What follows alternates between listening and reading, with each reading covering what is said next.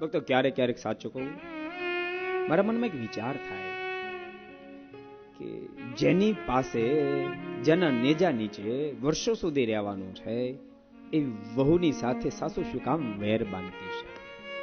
5-10 વર્ષ સુધી પોતાની સત્તા રહે, પછી 30-40 વર્ષ સુધી વહુની સત્તામાં રહેવાનું છે તો એની સાથે શું કામ વેર બાંધતી છે? શું કામ વહુને દીકરીની જેમ નહીં રાખી શકતી હોય? શું કામ નહીં રાખી શકતી હોય?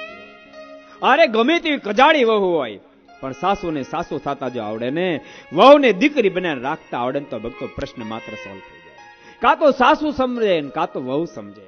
માનો ક્યારેક સાસુ કજાડા હોય તો વહુ ડાય બની જાય, અને સાસુને સાસુની માની જેમ રાખવા પડે ને તો સાસુ પણ ડાય થઈ જશે. બેમાંથી એક સમજે, બે સમજી જાય તો કામ થઈ જાય, આખો પ્રશ્ન સોલ્વ થઈ જાય. પણ બે નો સમજે, બેમાંથી એક સમજે ને તો ભક્તો કામ પતી જશે.